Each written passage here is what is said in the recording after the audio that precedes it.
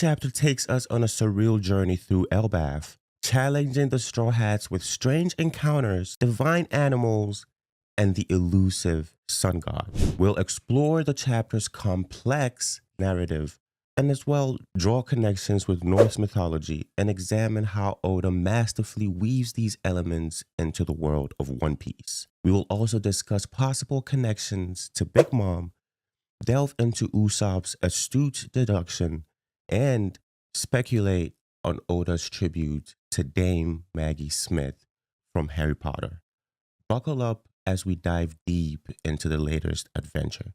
The chapter opens up with a beautiful color spread showcasing the Straw Hats crew dressed up as wizards, flying on broomsticks alongside the majestic blue dragon. This imagery is reminiscent of the magical world of Harry Potter, and some believe it is a subtle homage to Dame Maggie Smith.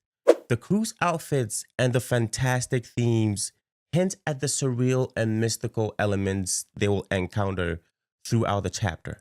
The title of the chapter is RPG, which may imply the Straw Hats are players in an unknown game, fitting perfectly with the illusionary world they find themselves in. The story kicks off with Sanji holding Nami in his arms as they leap from Big Stein Castle. They land in a city that appears to be entirely made of Lego-like blocks, dominated by the enormous Yggdrasil tree at its center. The setting feels whimsical yet unsettling, like a fantastical prison, and Sanji remarks on the fragility of the land, which feels as though it could collapse at any moment. This detail reinforces the scene that they are trapped in a fabricated reality. As the crew regroups, Zoro recounts how he woke up on the other side of town and followed the commotion that led him to Luffy's defeat of the giant rabbit, the ear god. Interestingly, this moment echoes the Straw Hats' prior experience on the island, hinting at the cyclical nature of the events happening around them. Luffy scolds Usopp for not being able to handle the giant lion cat, emphasizing that he should be stronger. Now, Luffy's words show his faith in Usopp's potential, signaling the start of Usopp's personal arc. However, Usopp nervously explains that he woke up in a panic, swallowed by the cat. Usopp's fear contrasts with Luffy's confidence, setting the stage for his journey towards becoming the brave warrior he dreams of. While they walk through the city, Usopp makes a keen observation. The kingdom doesn't seem like the grand Elbaf he envisioned. This discrepancy suggests that they might not be in the real Elbaf, but rather a fabricated version. His deduction foreshadows the illusionary nature of the world and the manipulation by the sun god. Meanwhile, Sanji uses his sense of smell to reveal that Robin isn't with the crew, further foreshadowing his radar abilities. Nami's navigation skills also comes into play as she notices that there's no wind in this strange land, adding another layer of mystery to their situation. When Nami questions Sanji's abilities, asking if he's a hound, it subtly connects to his dog-like tendencies, a recurring theme Oda has sprinkled throughout the series, including Sanji's interaction with Stussy back on Egghead Island. The crew hears a voice crying out for help and discovers Chopper trapped atop a giant table, restrained by a collar.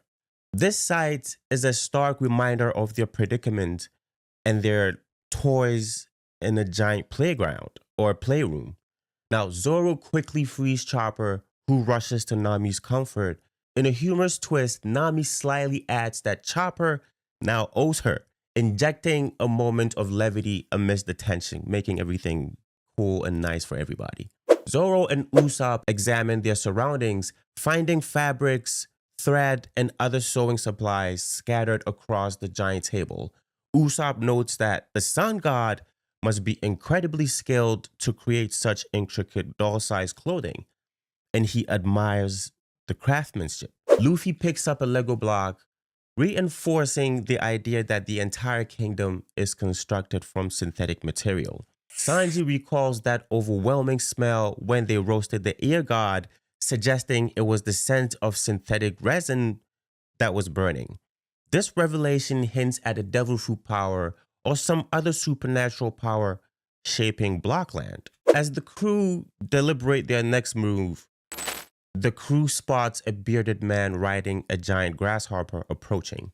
His appearance, clad in a helmet reminiscent of Roman soldiers and dressed in an outfit similar to the Straw Hats, is both eccentric and foreboding.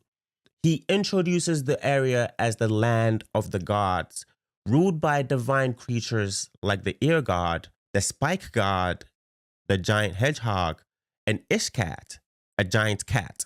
Now, this bearded man mentions the recent incident of the ear god being burned to death, and Luffy instinctively starts to apologize, saying, "My bad," to prevent him from revealing their involvement. The scene captures classic One Piece humor, with the crew trying to avoid suspicion, and the man permits them to gather rations in the town, but warns them to stay away from the castle's opposite side, where the sun god's temple lies. Naturally, Luffy's adventurous spirit is piqued, and he becomes fixated on exploring the Forbidden Temple.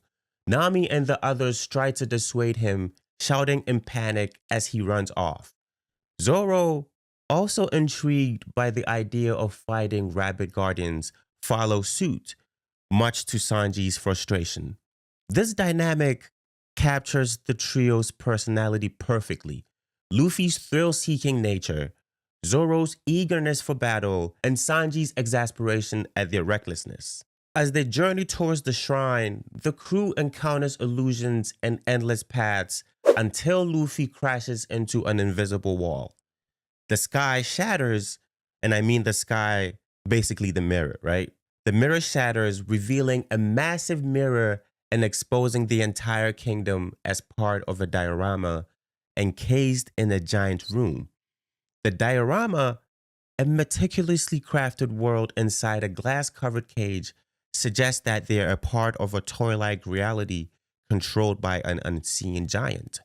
Nami's shock at the realization that they are inside a giant's room heightens the suspense. The crew notices the presence of other doll-like clothes scattered around, prompting Usopp to appreciate the sun god's delicate work. This observation adds an eerie layer to the story, suggesting the Straw Hats are just the latest addition to the sun god's collection. Luffy, now fully aware of the illusion, declares their escape plan, showing his resolve to break free of this artificial world. Suddenly, two new giant creatures appear.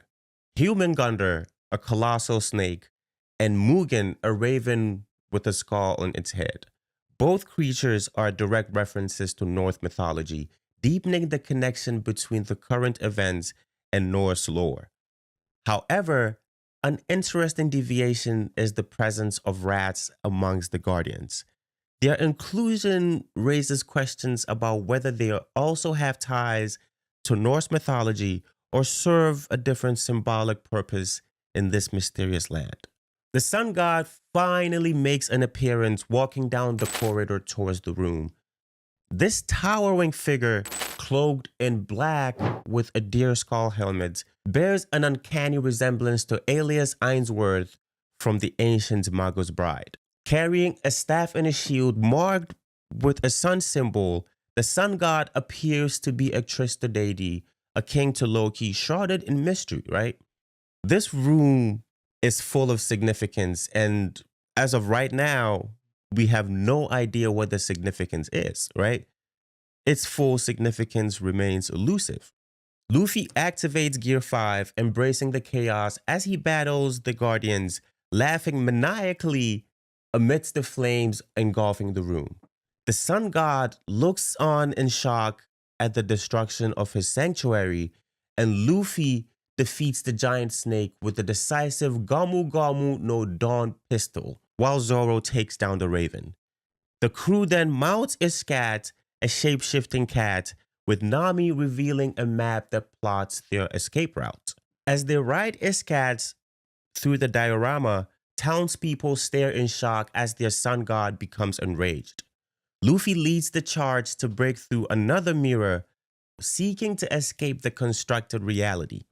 However, the chapter leaves us with more questions than answers about the sun god's true identity.